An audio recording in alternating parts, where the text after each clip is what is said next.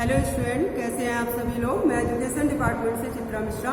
आज हम इस लेक्चर वीडियो में मध्यकालीन अथवा मुस्लिम कालीन शिक्षा के बारे में जानेंगे। मध्यकालीन और मुस्लिम कालीन शिक्षा। मुस्लिम कालीन शिक्षा के अर्थ के बारे में थोड़ा नजर डालते हैं। शिक्षा के संकुचित अर्थ में मकतब एवं मदरसों के दिया जाने वाला ज्ञान ही शिक्षा है और प्राथमिक शिक्षा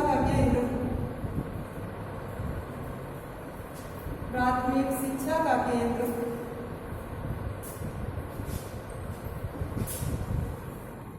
मकतब था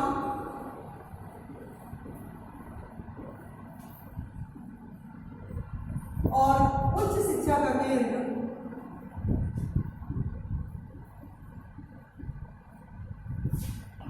मदरसा।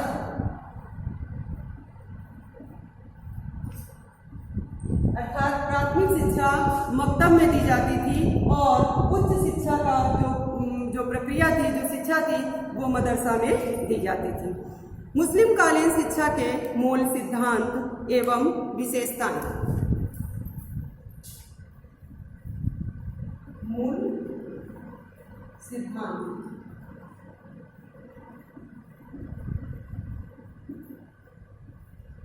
एवं विशेषताओं के बारे में जानेंगे।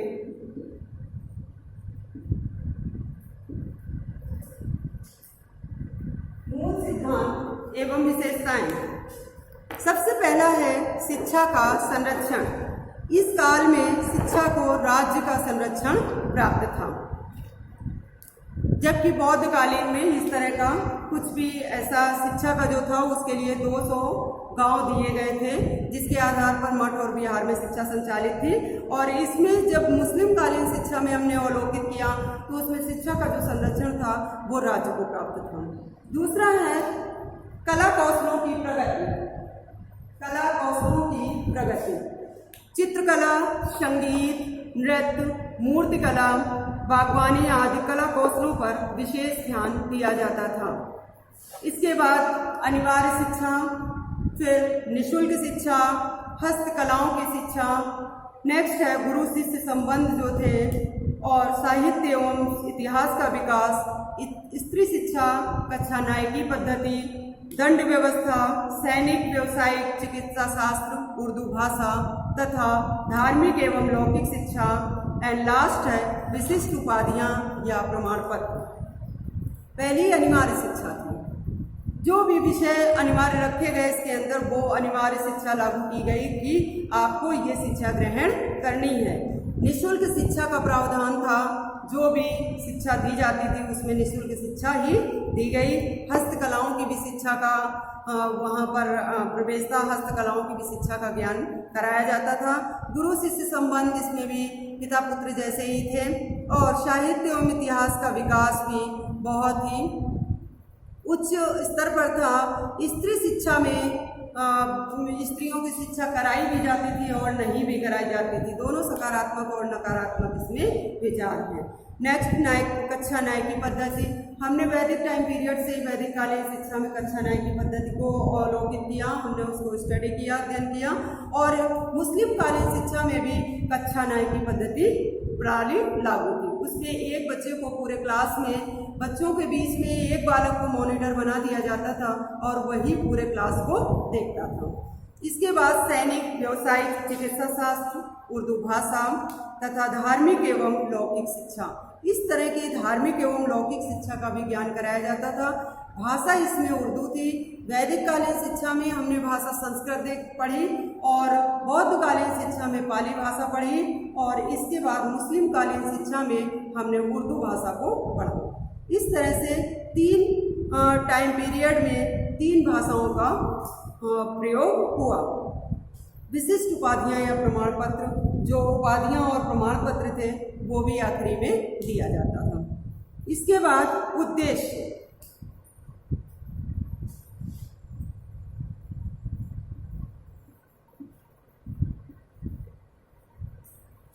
उद्देश्य क्या था? उद्देश्य था फर्स्ट पॉइंट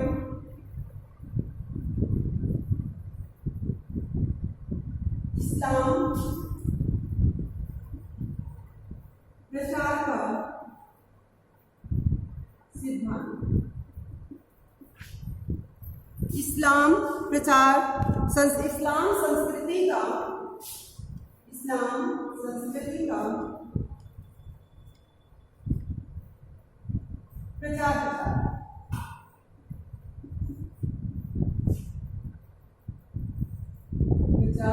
प्रसार।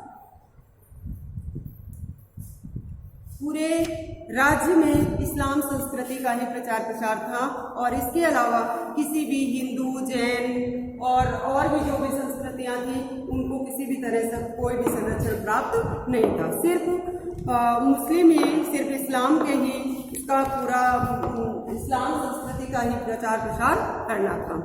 दूसरा है ज्ञान के विकास पर बल। ज्ञान के विकास पर बल।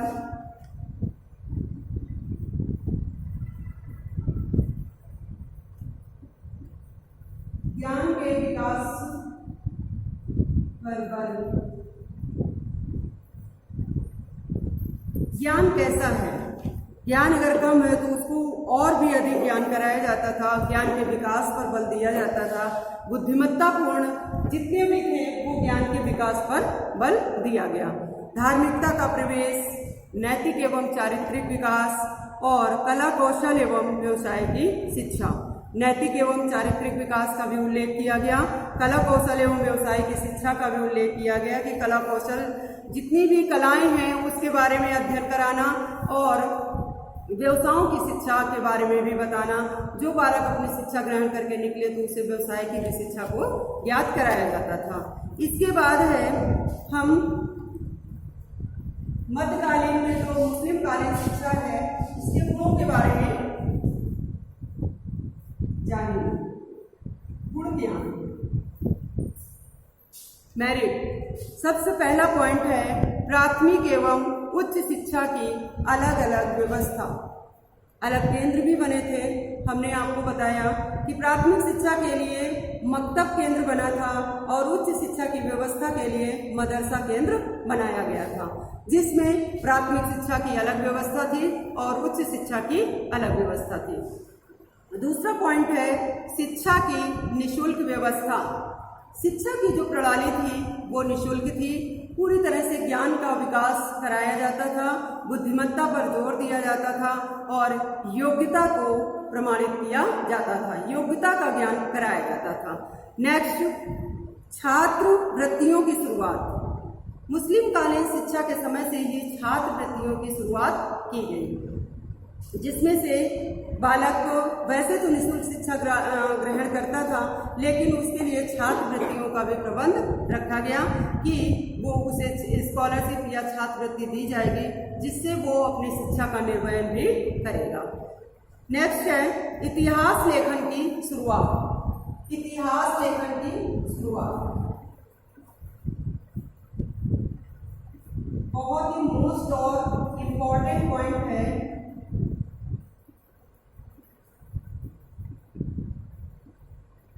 अभी तक हम लोगों ने सिर्फ मौखिक व्यवस्था के बारे में ही जाना। वैदिक कालीन शिक्षा से लेकर उत्तर वैदिक कालीन, बौद्ध कालीन शिक्षा में, इन सब में जितना भी हमने देखा उसमें सब बहुत वर्बली शिक्षा दी गई, मौखिक शिक्षा का ज्ञान ही कराया गया।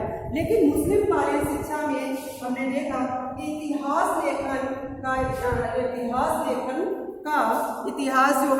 लेखन की शुरुआत की गई। इतिहास लेखन का शुरुआत की। तो इसमें जैसे अगर क्वेश्चन बनता है कि इतिहास लेखन की शुरुआत किसके समय पर हुई, तो आपको ज्ञात होना चाहिए कि मुस्लिम शिक्षा की देन है इतिहास लेखन प्रणाली की शुरुआत। जब तक अभी तक जितना भी इतिहास घटित हुआ था वो सब मौखिक ही था। इसके बाद आएगा साहित्य रचना की प्रगति को प्रोत्साहन। जो साहित्य रचना की, साहित्य रचना की प्रगति, यानी साहित्य जो रचना है उसको आगे बढ़ाने में उसको प्रोत्साहन दिया गया। एक और मेन पॉइंट है कि साहित्य रचनाएं जितनी भी हुई उसमें प्रगति, उसमें जो उसे प्रोग्रेस पे लाया गया और उसे प्रोत्साहित किया गया। इसके बाद हम दोष के बारे में जानेंगे। दोष क्या है? भारतीय भाषाओं, साहित्य, धर्म और दर्शन की अवहेलना। भारतीय भाषाओं, जैसे कि उसमें उन्होंने उर्दू भाषा को बताया, तो उर्दू भाषा में जितनी भी और भारतीय भाषाएं थी, पाली भाषा, संस्कृत भाषा, इन भाषाओं की उपेक्षा की गई, दर्शन की अवहेलना की गई। और दूसरा पॉइंट, शिक्षा का माध्यम विदेशी भाषाएं।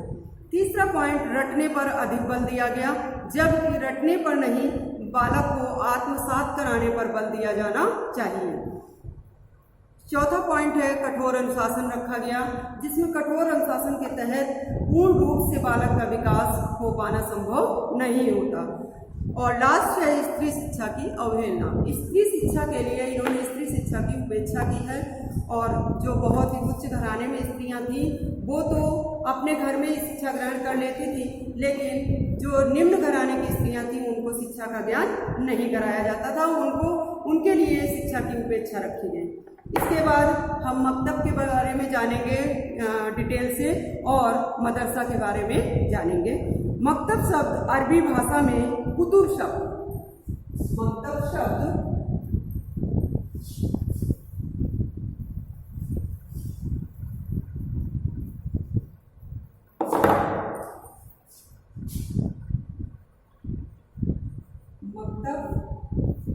क्या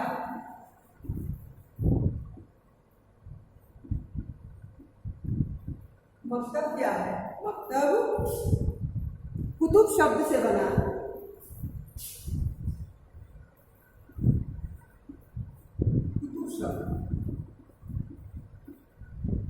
कुतुब शब्द से बना है, जिसका अर्थ है कि उसने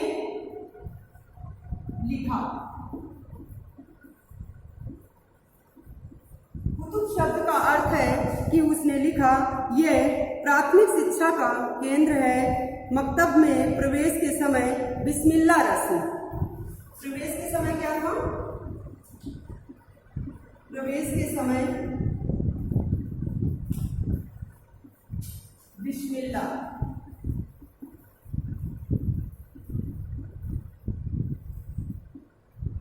बिस्मिल्लाह रस्म निभाई जाती थी, और उस समय होती थी जब बालक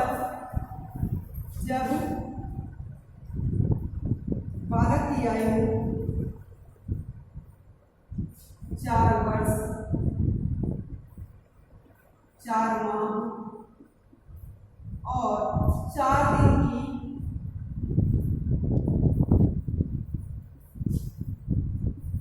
होती थी।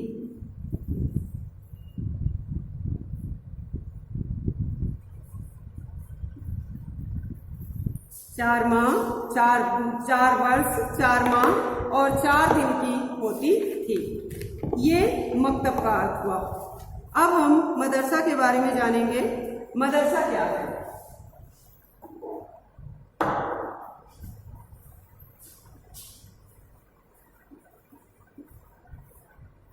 मदरसा क्या है? ये प्राथमिक शिक्षा का भी केंद्र है। प्राथमिक शिक्षा का केंद्र, प्राथमिक शिक्षा इसमें दी जाती थी, और इसमें उच्च शिक्षा,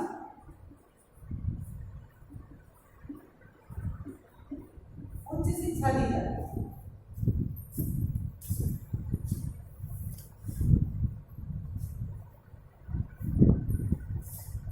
इस शब्द की उत्पत्ति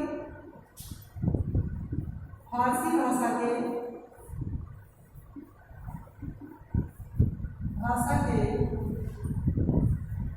दरस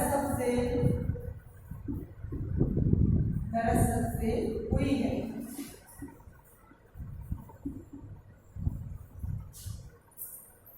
इसके बाद जिसका अर्थ है भाषण देना, भाषण देना।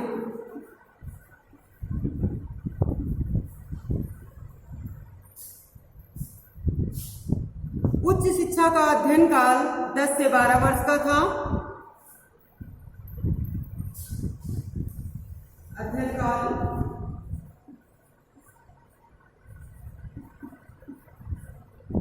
10 से